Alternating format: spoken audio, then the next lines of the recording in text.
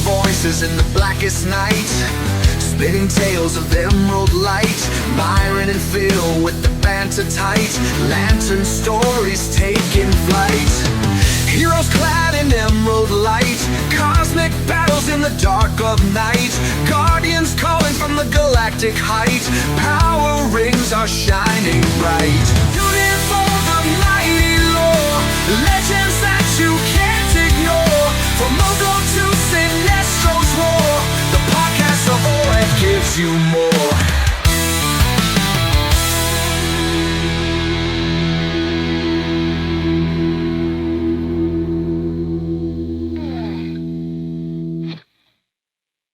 Hey, Green Lantern fans, welcome to the podcast of OA. This is episode number 264, and we are going to have an absolutely good time with myself, Myron Rumsey, and my friend on the other end, Mr. Phil Bova, as we talk about Absolute Green Lantern issues 1 through 3. Phil, my friend, August is over. We're in September. We're in the throes of it now. How are things? Hey, things are great. Things are great. We put this off a little too long, talking about it. This and Yeah. Justice League Dark. So it's going to be nice to get into this one. I mean, I wasn't a huge fan of it, but, it's still going to be cool to talk about. Yeah. People have been asking for our takes on the Absolute Universe, and so I thought, well, let's at least dive into it and do the first three issues. As of the time of recording, the sixth issue came out within, I think it was last week. So we're just after the six issue mark. We'll talk about the first three now. We'll talk about issues 3 through 6 in an upcoming episode. But it's going to be interesting to see what unfolds in this series as it goes on. I think overall it's probably the lowest performing series in the Absolute line, but it's also one of the newest, so that may be part of the reason why it's a lower seller. And it may also be some other things that we'll talk about here shortly. So we recorded the last episode, and I have not released it yet. I'm still working on the editing piece because there's a lot of listener feedback, and that takes me more time. So this will be a little bit of a shorter episode because there's no listener feedback, and there really hasn't been any Green Lantern news since we talked about a week and a half ago. Hmm. So, with that said, why don't we just jump right into the content? So, this is the Absolute Green Lantern line. Al Ewing is doing the writing on this series, and Janoy Lindsay is doing the artwork. And this is the Absolute Universe. For those that are not aware, it's a different universe than ours. Up when this was released, they've already released a Absolute Superman series, an Absolute Batman series, an Absolute Wonder Woman series, an Absolute Flash series. And from what I understand, they've been selling pretty well overall. It's interesting. I myself, this is the only book I'm reading, and only because it's got Green Lantern on the cover. And I'm not sure how long I'm sticking around with it. To me, the Absolute Universe just hasn't. It hasn't absolutely struck a chord with me at all. I don't know about you, Phil. Are you reading any of the other books in this line? Absolutely. I'm doing Superman. I do the Are you? Superman line. Yeah, it's pretty good. So, what's your overall take? Is this just a case of DC wanting to reinvent the characters without being encumbered by the history that people expect? So, putting another label on it allows them that artistic creativity. Is that your take on it, or what is your take? I mean, I don't know. I was confused by what nature this exists. Like I know it's an alternate universe and everything like that, but at my Mhm. point, I guess my hang up is why do you need that? Like you already got, I guess you could say you already got the universe with the vampires. And that's the DC one with the vampire thing that just came out. And then of course you got Tom King writing the one where they're in oh gosh, All Winter, Mhm. right? That's an Elseworlds. I know I'm not that sure if There's been that's several other Allsworlds. So you've had DC right. United or DC Deceased, excuse me. What was the one set? Right. Yeah, Deceased. There was what's the one where I know you were reading it. I kind of fell off of it. That was kind of set in an old All medieval. Winter. That Is it was All Allwinter? Winter. Yeah. Okay. That was good. So there was that, and there's been a couple of other things. This seems a little different in that it's its own imprint. So it's a series of books taking place in another universe. Right. Reminds me a little bit of the Earth One initiative, which didn't succeed really, which was, as we've talked about it before on the show, a series of hardcover graphic novels, and they were like one a year or one every 6 months or so. They were just exclusively as hardcovers. They were trying to create an alternate line. There are the cynical people out there, and I kind of understanding what they're thinking, in that this is what's left over from the 5G initiative that failed to ever see the light of day. It's just a rebranding of 5G. I don't know. I mean, there are some things that are in common with this series and 5G. And in 5G, it was going to be Joe Mullane, and Joe Mullane is the lead character here. But if I remember correctly, 5G wasn't going to be an alternate universe. 5G was just going to be the DC timeline jumped forward and taking the current line and saying that actually occurred more in the past, and here's the current day heroes, if I recall. And maybe I'm wrong. It's probably why it's not 5G anymore. It's probably why those people aren't around anymore that did it. Right. And I don't know if some of these are the scraps from that. I don't think it is. I can see why people might think it is, but it's what's interesting with the Green Lantern book. Now, what you said you're reading the Superman book, right? Hmm. Hmm. Has there been any interconnectivity with any of the other Absolute books I over haven't there? nothing that I picked up on. Okay. I But understand again, it's reading it issue by issue isn't that easy. I mean, I know we do it with the Green Lantern books, but like when I read other titles, sometimes I find myself drifting away from them more because I'm paying attention to more of what's going on in Green Lantern Weekly. So I've been touting the idea of just going back and just doing the collecteds, but I haven't jumped at.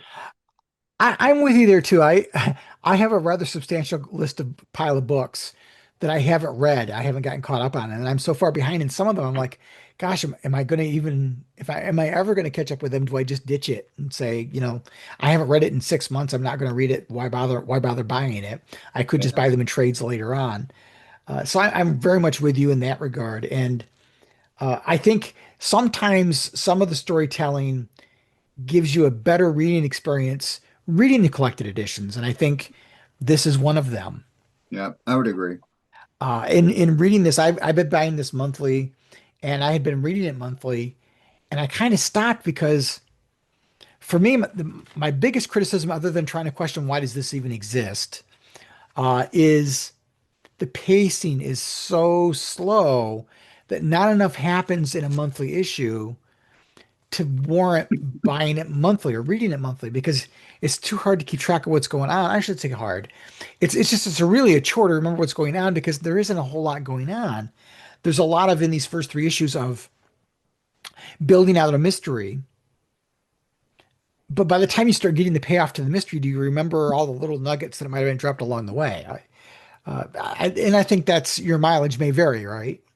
I mean, taking upon the reader, you know, I guess I like having all these Lantern books, but like you got this, you got Green Lantern Dark, and then you got your main books. And I remember thinking back, okay, when they had a plethora of Lantern titles, they were all, I felt like they weren't all interconnected, but they were all conjoined in some way or another. So I felt like it was like it's its own thing. And you Yeah. could read all those other titles, but these are just, I mean, I hate to say it, forgettable. Yeah, Like I this can see one, that. and I haven't delved in the dark, so I want to give it a good 6 issue read through and through to how I take it. I felt like if I just did it issue by issue, I wouldn't be doing that particular thing justice. Now I did Sure. read all four of these, but I still am going to remain my same stance. I don't. I'm asking why. What's the point? Kind of. Right.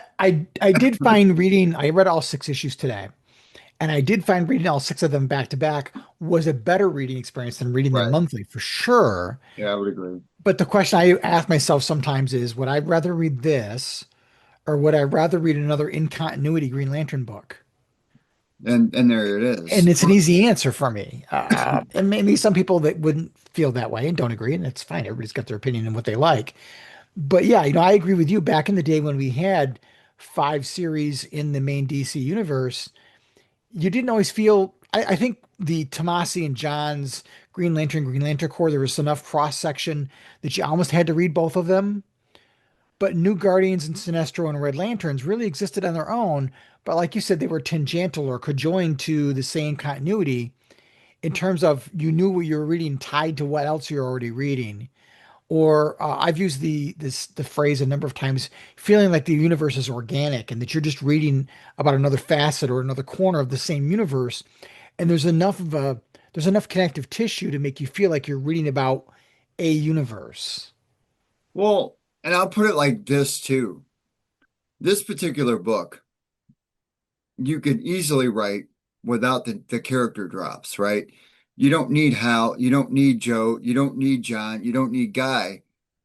If you put other lanterns in those places and still do an absolute lantern, you know, to me, I would be more interested. I don't need the name drops just to convince me to get a title. So Hal Jordan's got this black hand thing on his hand, and that's what he's been fighting this whole time. It's like, okay, well, you could have done that with Kyle Rayner, for that matter. He's not even that much in the Yeah. book lately. Or you could have done that with any kind of number. There's how many thousands of lanterns that they could have put in this book, but they put the big names in there. Abin Sur, of course, he's a big name lantern, right? I Right. And mean, I think that's to appeal to Green Lantern fans who want to see the right. familiar, right? It's all marketing and trying to appeal to the audience that is already out there because there's expectations that you're going to see things that are familiar. Mhm. Otherwise, it's so alien. And I think that's one of the things that differentiates this book from Green Lantern Dark. Again, neither one of us, I don't think, have really visited Green Lantern Dark a whole lot, but it's Green Lantern in name only. There's not that connected nudge, nudge, wink, wink. Here's the Mhm. Alan Scott Cafe and Diner, kind of thing that there is in this book. So let's jump into it a little bit. Obviously, the tone is different. It's very much I liken this a lot to Earth One in that it's a more I hate to use the word grounded, right? But it's more of a modern or realistic take on what would happen if versus the classic Silver Age. And it's gritty. Yeah, it's very gritty. It's very much of a science fiction vein with almost a science fiction horror vein to it with some of Right. the graphic things that happen to it. And this first issue really, it's funny because Joe Mullane is the protagonist, we think, because she's the one who's featured on a lot of the covers, and she's the Green Lantern. But these first three issues, Hal is really the one given more character development than any of them, I would agree, which especially at is the beginning. interesting.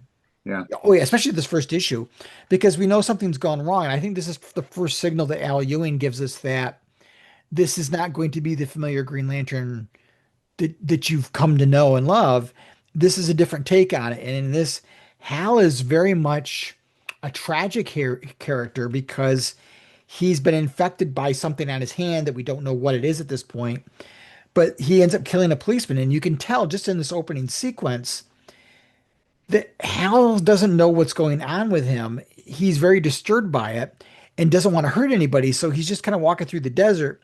And this policeman comes up and sees Hal's hand in his pocket and assumes the worst.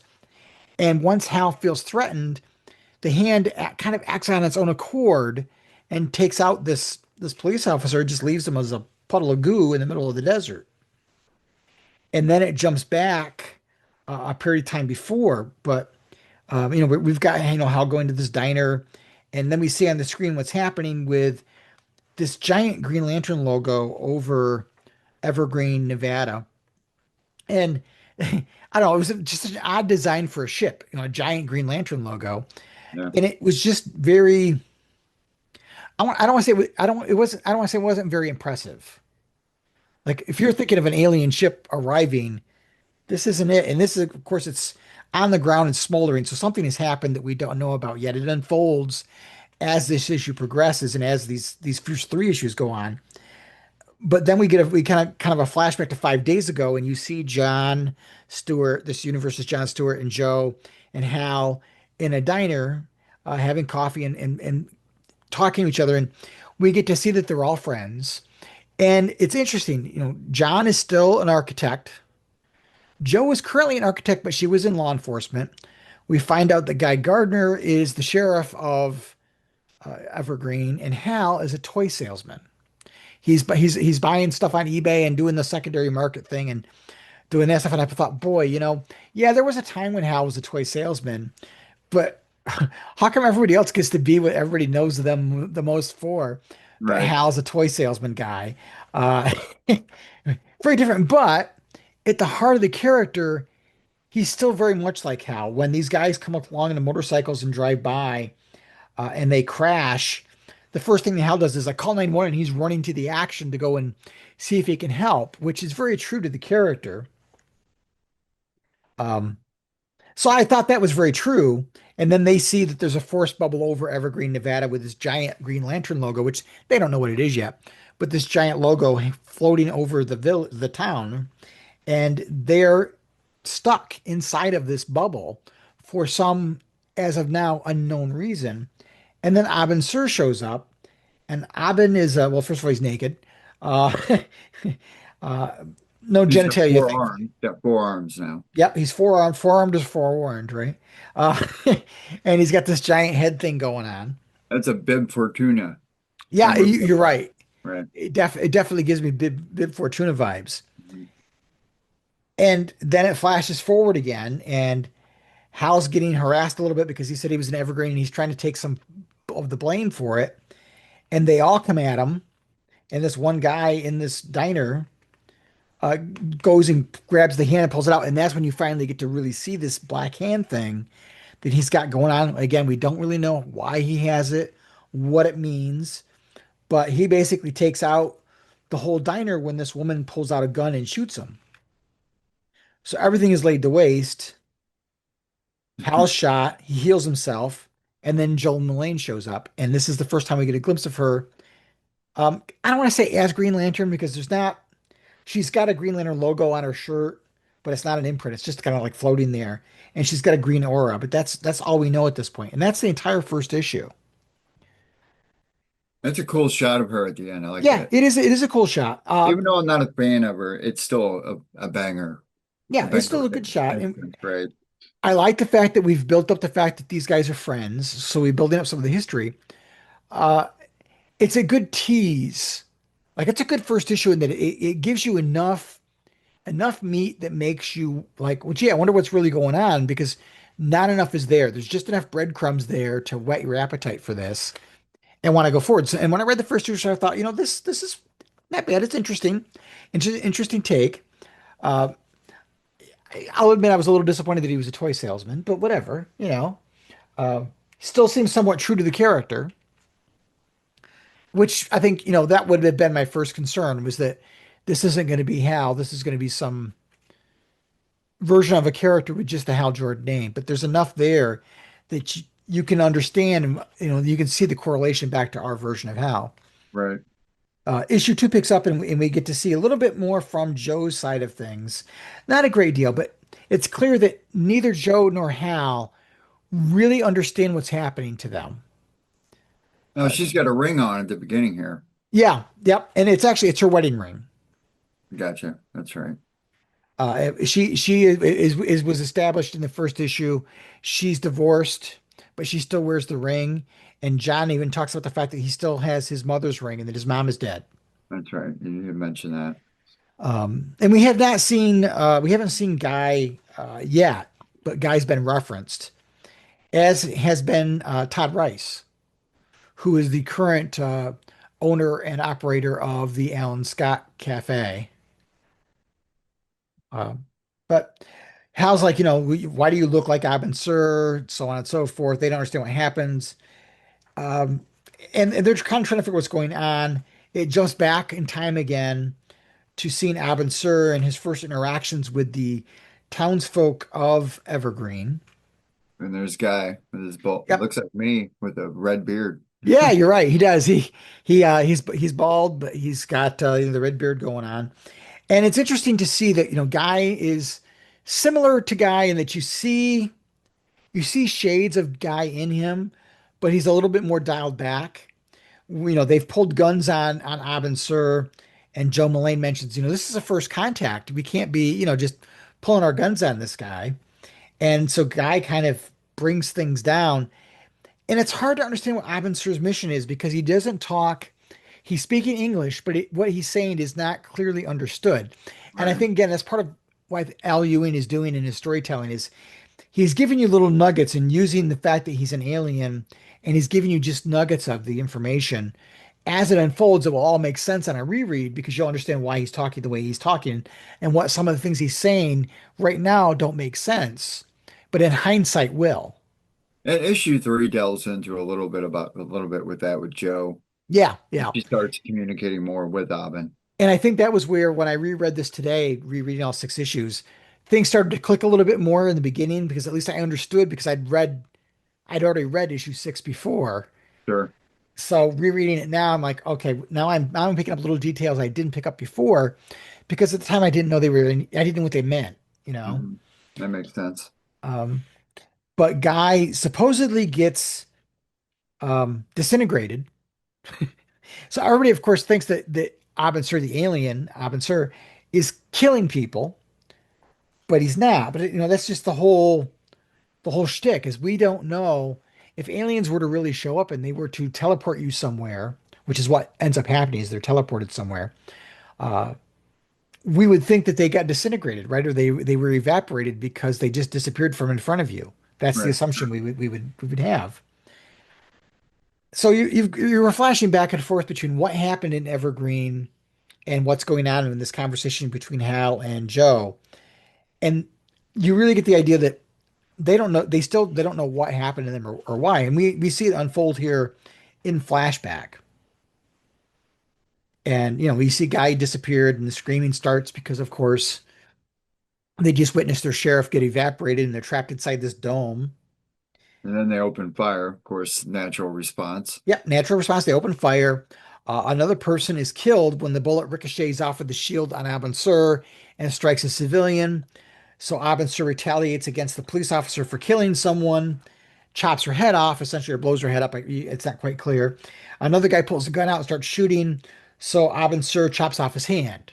And again, it's that very visceral thing of he isn't taking the violence and from whatever his perspective is, this is an aberration and he's dealing justice. So from his perspective, I'm sure he's doing the right thing and that these people are causing chaos and Mhm. hurting other people and he's killing them and chopping their hands off. I mean, it worked for the Justice Gang.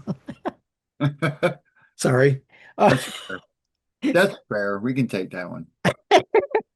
um, Hal wants to do something about it and he picks up the gun of the police officer and he's going to shoot Abin Sur and he pulls the gun and points it at him and he he basically gets talked down, but you see how referring to it in the present, referring back to it, saying, I thought it was the right thing to do because he had just, killed the sheriff and 2 other people. He'd killed law enforcement. And John talks him down. And then John evaporates and disappears. And Abbotsford leaves them behind. Nobody knows what's going on. And one by one, what we find out over this issue and the next is that all the people in the town are taken up to the ship, or do they disappear, I should say. We find out later on that they're actually taken to the ship. But we see that Hal is really struggling. He can't find a way to control the Black Hand, as they refer to it, which is a big wink, wink, nudge, nudge to the Right. DC universe proper. We don't, and I guess that that's the trick, right? Is we as readers, when we hear the Black Hand, we're immediately making connections to current continuity and what it means to be Black Hand. It may or may not necessarily be that way in this universe, as we're finding out. Is Abin Sur is not a name so much as it is a title. Well, and then Hector Hammond appears at the end of this one. Comes Right, right. Um, but the Black Hand is I don't want to say manipulating Hal, but it's telling Hal things. And it sounds like, he's got the bad end of the stick for whatever reason, which we don't know yet as we're reading this. Um, but at the end of this issue, John has a clue about how to get through the force bubble. That when the motorcycles crashed, the guy was wearing an earring, and the earring went through the force field. And what I found interesting in rereading it was because this was 2 different issues, is if it went through the force field, how did John get it? Because they can't inside. go through the force field. They were sitting. No, they were on the inside, weren't they? They were right, but he noticed that the earring went through the force field. Wouldn't they have been sitting on the inside when the earring came through? Well, so the motorcycles hit the force field, The momentum of the crash carried the earring through the force field. That's how John knows it penetrated through. But John is on the inside. Oh, so that's right. It went out. So how did he get it? Um, that was one of the things that I was like, maybe he saw one on the outside. This is the matching one. You don't get that impression, but it's hard to tell. But that was how the second issue ended with oh, okay, here we got a little bit of a clue.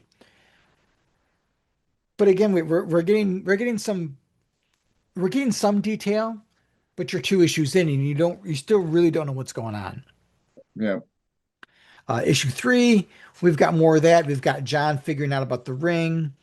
Um, which ends up being a gold thing. yep.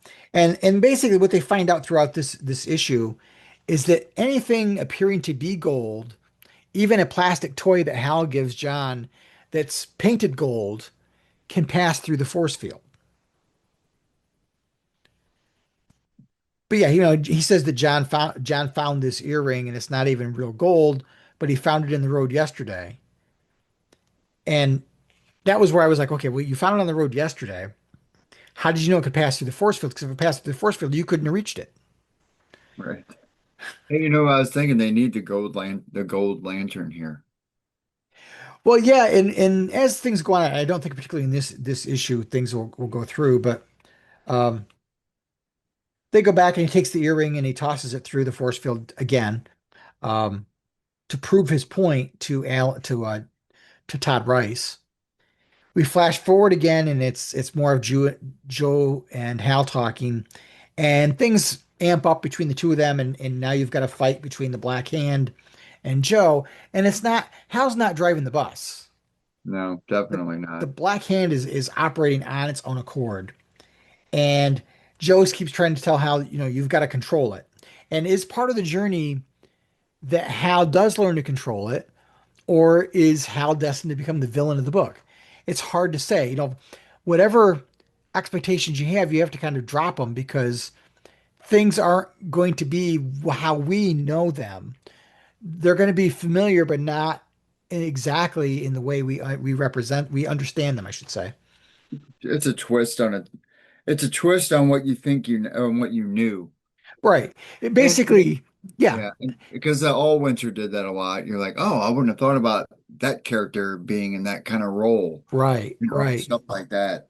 It's almost like he's using what is familiar to the reader as a way to trick them and turn the tables on he's actually doing. Like he's intentionally doing it and using the tropes of the Lantern universe to get you to think one thing when something else is going on, to add more, I don't want to say depth of story, but to add the element of surprise or the element of doing something different, but yet familiar. Um, as things go on, it flashes back again. They try out the thing with the Blue Devil statue that's painted gold, and it goes through. And um, Now we see John being judged.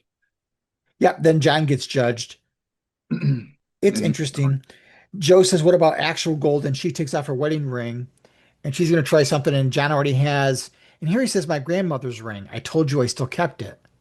Well, again, back in the first issue, it's his mother's ring, not his grandmother's ring. So there's some lack of tightness in the script a little bit, but not enough that if you were reading this monthly, you wouldn't catch it. Like I didn't catch it when I first read it. I right. caught it this time because I was reading all the issues back to back. But the real gold ring made a far bigger, when you saw the plastic go through and the earring go through, they went through, but they didn't go through fantastically. They kind of like just boop. Whereas the real gold ring made quite a bigger um, dent in or a bigger hole in the force field. So they're thinking, well, geez, how much gold do we have, and could we make something that would allow us to transport people out? And then Abin Sur shows up again, mentions judgment being in process. John is taken. That causes Todd Rice to bring out a shotgun. He tries to shoot Abin Sur. Abin Sur stops it, but rather than retaliate against Todd Rice, he takes him and judges him as well. And the issue ends with Hal's saying this is never going to end. And Hal's ending in this issue is he's painting bullets gold because he now knows that gold works on the force field. He's thinking, okay, I can kill Abin Surf when I shoot him with gold bullets. That's it for the three issues. I think you were when you were talking about Hector Hammond. He shows up at the end of the fourth issue. Fourth issue, my Yeah, fault. and it's hard Well, when you read all of them back to back to remember what happened where. So at the end of three issues, do we know much? no, And that was the problem I had is we really don't know anything at the end of three issues. It's all tease and it's a very, very, very, very slow burn. as a And matter it's of fact, four I knew even I still didn't know a lot. yeah, it really Even starts with to the unfold. dialogue, even with the dialogue between, and for those who are going to read it, it's the dialogue between Joe and Abin. It still didn't allude to anything that was like, okay, well, that makes sense now. Or, It didn't give you a ton. You kind of get an idea of how the universe works in issue six. okay, well, that makes sense. I haven't gotten that far yet. But here's my critique though, is if you're six issues in, and I've recently read all six, I still don't have a complete story. I'm just now starting to get some answers to how things work. Six issues in is 142 pages. At $5 a copy, I'm $30 in to six issues. And you only have a fraction of a story. Right. This is 132 pages. It's a complete story with enough of an open end to lead to a sequel, and it's $25 as a hardcover. And might add better. I mean, Earth One was good. Yeah, I think the Green Lantern Earth one was probably the strongest of the line. Um, but to me, it goes back to the whole value proposition. When you're competing with all the different forms of entertainment, how do you make it worth people's time and money to invest in it? And I think about six issues in, I'm $30 in. Well, I'm For curious about 30 bucks, I can go to the movies. who's your target audience, right? I mean, you're making this Yeah, book. I mean, is it your Green Lantern fans that are your target? Are you trying to get another group of individuals? I'm not sure what their target audience is for this particular title. I mean, I will say the only reason I read it was because we do this podcast. Now, I don't think I'd read it otherwise. I'd still be sticking with the main book and Green Lantern Corps. But the only reason I read it was like, okay, well, I'll give it a shot because, I don't want to be that guy who's on a podcast and still doesn't want to at least give sure. a fair shot. And I'm not going to say it's great. And I'm not going to say it's terrible, but I'm going to say it's a lot better than some things you and I have read in the past. And, Yeah, yeah, that's true. and I would recommend it for somebody who wants a different type of story that doesn't exist within the same time frame as your average reader would probably spend most of their time. I'd still point him here. Well, or that, right? It's a Um, great book. It's still a great book. yeah, I'm so sad we never got part three. Um, Yeah, it does look sad with the because I got three Wonder Womans from Morrison over here on my shelf. Looks and sad without the three green. the couple, Gabriel Hardman and Karina Bechko, were married and they've since gotten divorced. So I don't think they're ever going to release what happened because of the failed marriage. But I would have loved to have read where they were going to go because they had a third volume and that was really going to be kind of the end of it. Mhm. And I would have loved to have seen where they were going to take it because I didn't Somebody enjoy who's it. written a book. Somebody wants to write a really good book. They should write a book on all the unfinished stories done in the world, right? I mean, comic books and movies and how many television series left open. I Right. want to read something like that. I mean, like this was a complete enough story. You got a kind of an ending to the story, but it sets you up for what was going to happen. Right. I remember it. I remember the end because I was like, man, that's going to be a great third book. And then here we are, third book. Yeah. But in terms of Absolute Green Lantern, is why it's not selling so well because you're not getting enough of a story? I don't know. And I don't know how it compares to Superman. I mean, you're reading the Superman book. Have you gotten, or do you feel you're getting your money's worth out of it? Hmm. I mean, as being a Superman fan, I like reading different iterations. I mean, I'll be honest with you. I read so much Superman. There's only one other iteration that that sticks, and that's Red Sun, right? Mhm. That's all. And there's been a few others that have been cool, but nothing that touches Red Sun. This But one's kind of neat because it seems kind of like that one that Jim Lee did a while back. God, it was Superman un something. Oh man, Unchained. Unchained. Yeah, that's kind of how it is. The other thing is at least in Absolute Superman, Kal-El is still Superman. In Well, Absolute Batman, Bruce Wayne is still Batman. In Absolute Wonder Woman, Diane is still Wonder Woman. mhm. You get to Absolute Green Lantern, and Hal Jordan's not Green Lantern. But again, we don't know where this is going to go. We don't even know who's the Green Lantern because they don't. We're Nobody assuming knows. Joe because she's the one that's been kind of the poster child for the series, and she's the Right. one that's always in the green glow. But yeah, we don't know where it's going to go. I think part of what Al Ewing is trying to do is subvert expectations. But Maybe it's a search for the absolute Green Lantern, and we're gonna get another Earth Green Lantern. right, who knows? Who knows?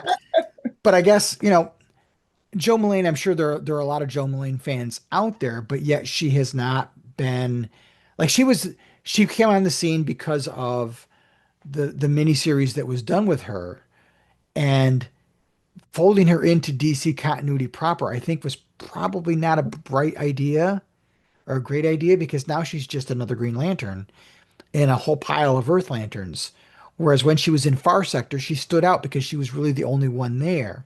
Mhm. She was out on her own. I think, if they had kept her in that kind of a story setting, that probably would have been better. And you could have done a series of those one shots. Why couldn't that have been its own universe with an ongoing book, like some of these other things we've done, or miniseries every couple of years or something? But folding her into the main continuity, she has not taken off in terms of popularity enough to.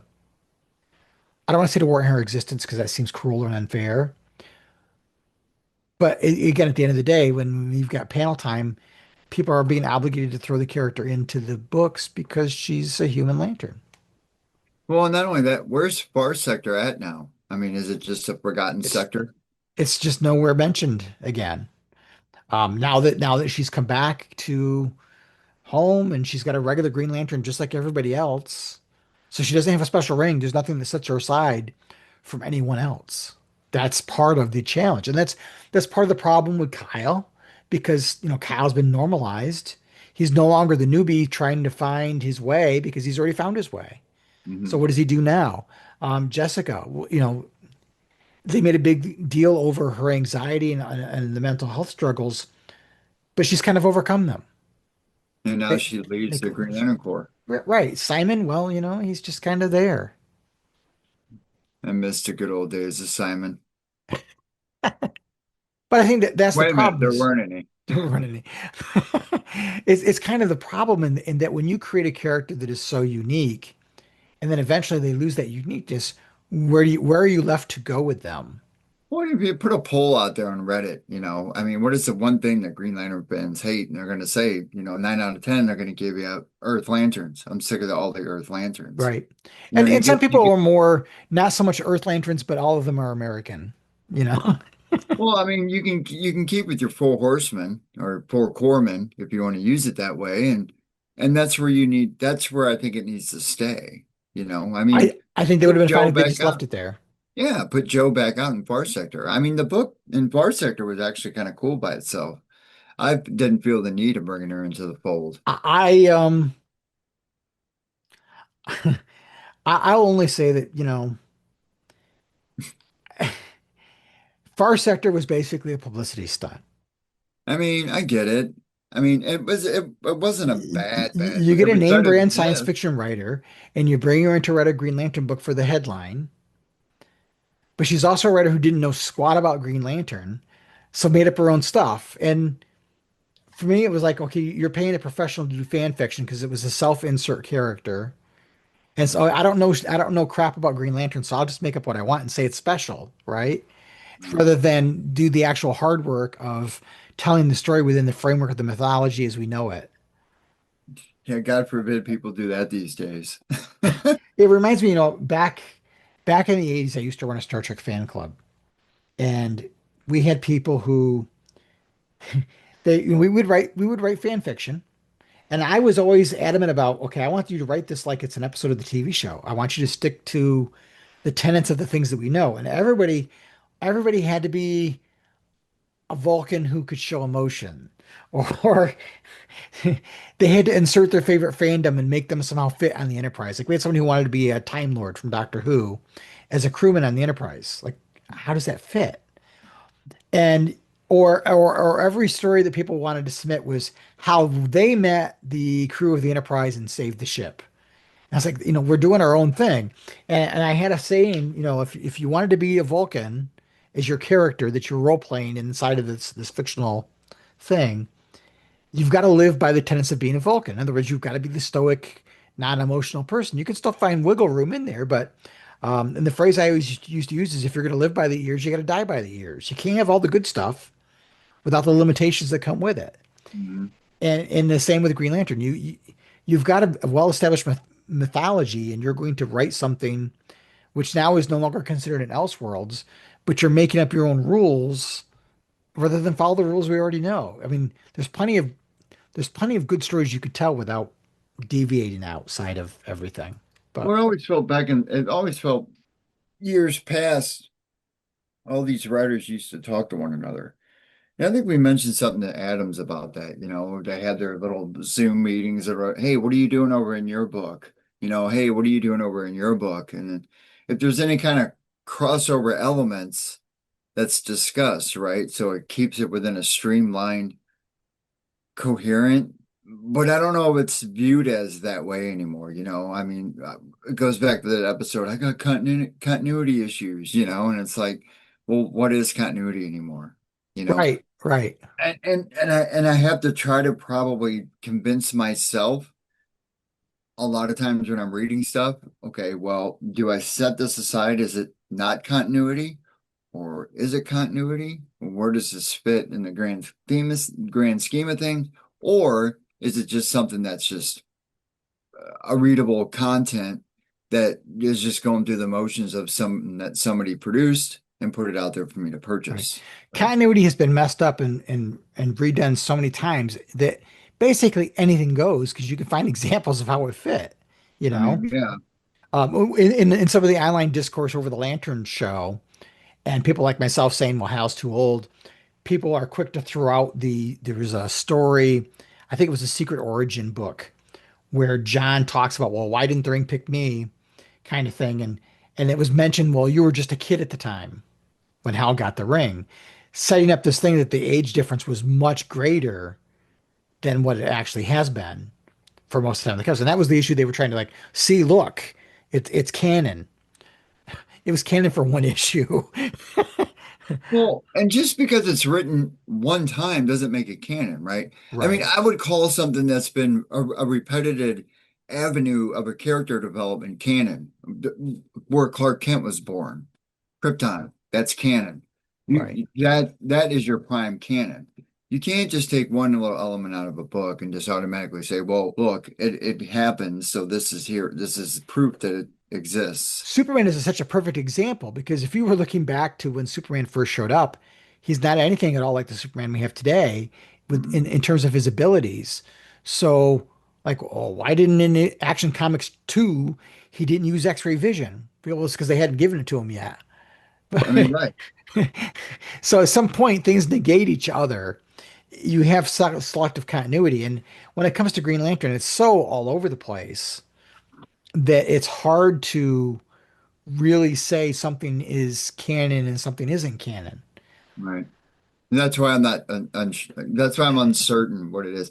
And a lot of people talk about that with the DC films now, with Superman being out, Peacemaker 2, and then now they're well, the thing about the Justice League. Oh, they undid the Justice League from the Snyderverse, and now it's got Mr. Terrific. I haven't seen it, but Right. I've heard that.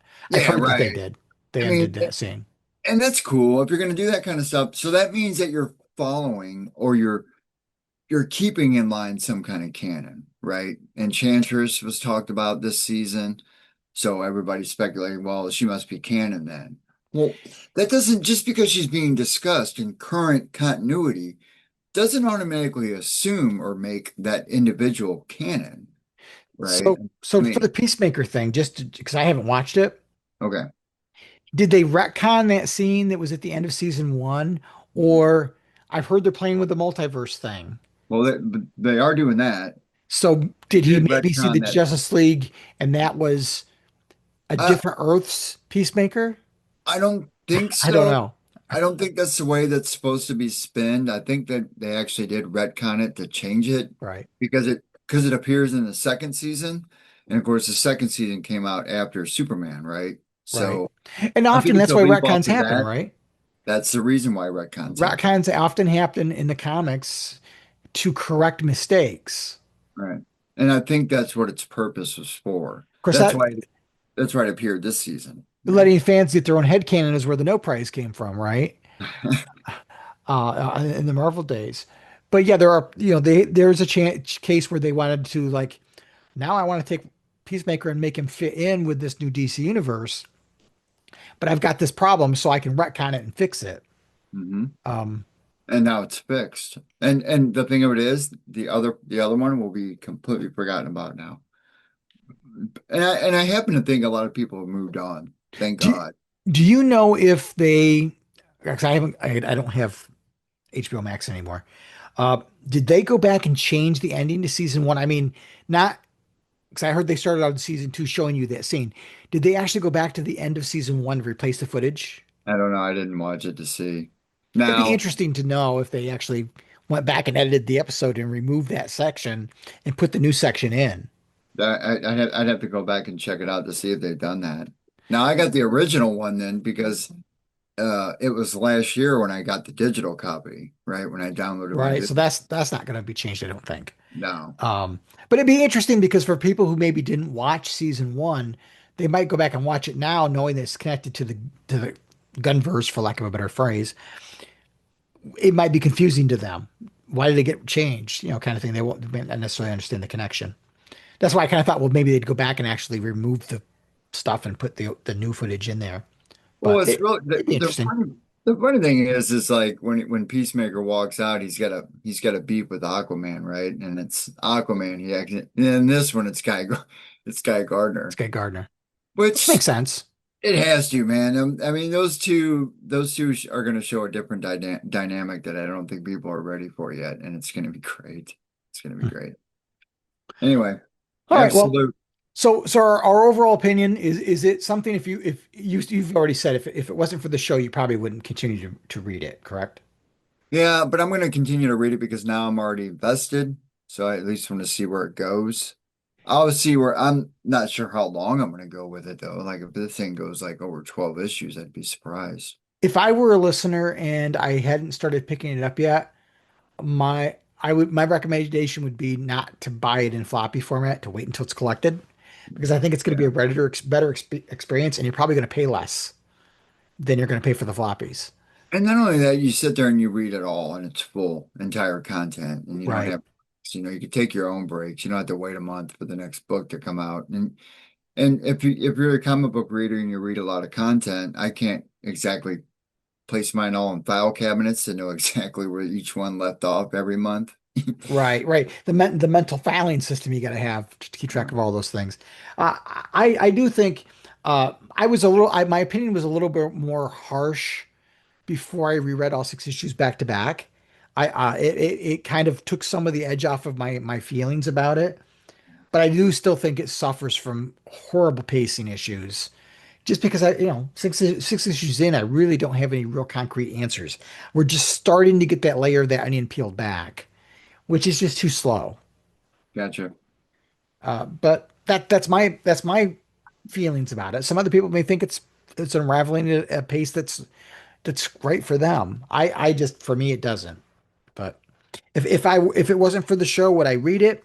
I probably would once it came out and collected.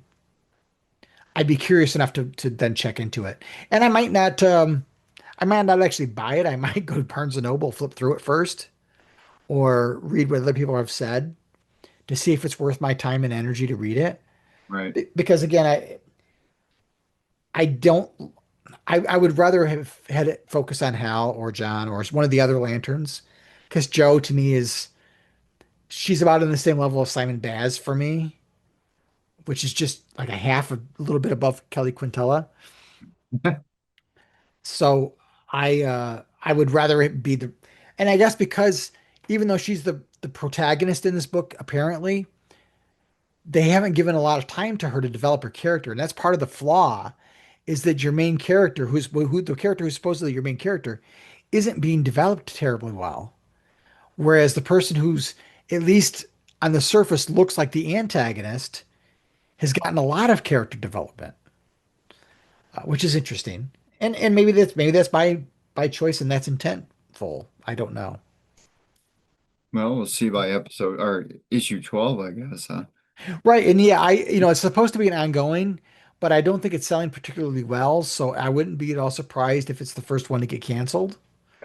But the line itself is doing well enough that they've announced an absolute Martian Manhunter. That'll I, be an interesting one, I guess.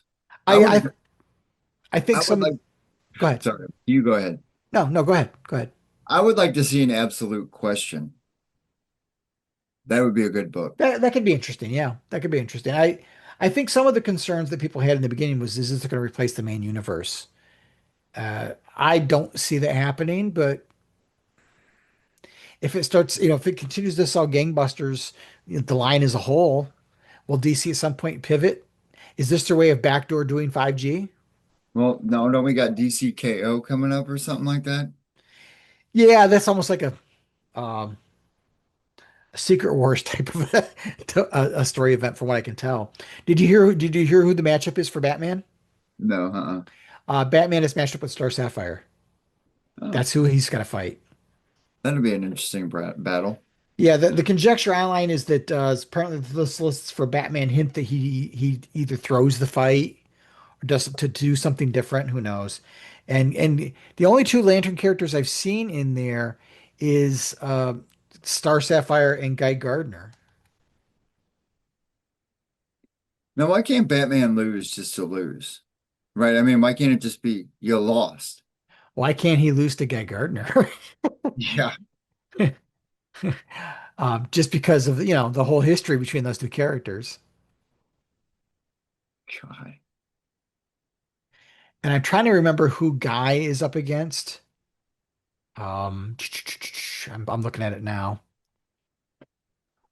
Oh, do they have it in there yet? They don't have it in there yet. I've seen it out there somewhere. The tournament bracket? Oh, Is that yep, what there it is. I just found it. Let's see. It is. I mean, Wonder Woman is up against Starro. Lobo versus Plastic Man. Swamp Thing versus Vixen. Cyborg and Batwoman, Batman Star Sapphire, Red Hood versus Damian Wayne, Zatanna versus Big Barda, Harley Quinn versus Metamorpho, Supergirl versus the Demon, Black Lightning versus Lex Luthor, Hawkman and Connor Hawk, King Shark and Aquaman, Cheetah and Jay Garrick, Firestorm versus Guy Gardner, Power Girl versus Captain Atom, and Giganta versus Superman. the Guy Gardner Firestorm would be a good one. That's a tough one. Yeah, that could be really interesting. But I thought I'm more interested in who's not in this list of people in terms of characters like Raven or some of the more magical people. And Zatanna's in here, Well, but you don't even have you don't even have the Flash is not even in here, no, Jay Garrick is. He's the only Flash. He's the only speedster that's in here. and you don't have well, there's a lot. I mean, there's a lot that's not in here. Right. It's only 32, I think. 1, 2, 3, 4, 5, 6, 7, 8. Yeah, it's only 32 people. And to be quite honest with you, there's some I like how I like how Lobo's in there. Against Yeah, Plastic Man, that's going to be a good one. I'm like Lex Luthor. Really? Okay. Um, but some of the choices are just a little head scratching. But I don't know what the story is and how the people are chosen. Like, why are these characters being the ones picked? I'm not sure. And what does it have to do with Darkseid? Because Yeah, I'm not I'm, sure. I'm currently Superman is the Superman book's ongoing. I think it's on 29. I'm not sure which one it is. Anyway, one of the Superman books is they're doing something with Darkseid, or he's trying to search out Darkseid. So he's with the Legion of Superheroes right now. Superman is, and he's teamed up with Superboy Prime. Mm, Remember Superboy Prime from right, right. the Astro Corps War? Yeah, he's teamed up with him now. Anyway, Interesting. yeah, But yeah, yeah. it's interesting. Like Nightwing isn't here, or Starfire. Some characters. Where's Green Arrow? Those kind of things. But again, I don't know enough about the story to know what the storytelling background is as to why certain characters are in there. But I'll watch from the sidelines. I'm not planning on picking any of it up. Yeah, I'm kind of the same way with this. I'm a little lukewarm on it. Yep. All right, well, friends, thank you for joining us in our conversation about Absolute Green Lantern issues 1 through 3. We will be back in short order. I've got a couple of episodes to edit now and get those pumped out, so I'll try to release them about a week apart. And you and I'll be back, and maybe we'll talk. The new issue of Green Lantern Corps just came out. Maybe we'll talk about the new issue of Green Lantern Corps. That'd be cool. We can do that. And then maybe we'll tackle Dark. I'm not sure what issue they're Or, on. or maybe we do the next 3 of this, so we're current, That's fair. Okay. and then jump into it. I think Dark is almost over because Dark is only 6 issues, if I recall. Maybe we can do that in one sitting then. Yeah, we can do it in one shot. All right. All right. Well, friends, again, thanks for joining us. We appreciate you all. Until next time, keep that power ring charged, take care of each other, and make every day your brightest day. Take care now. Thanks so much for watching this Green Lantern video from the blog of Voa. If you liked what you saw, please subscribe to our YouTube channel. You can find even more great Green Lantern videos, reviews, podcasts, and more at our main website, www.blogofoa.com. So until next time, keep your power ring charged and make every day your brightest day.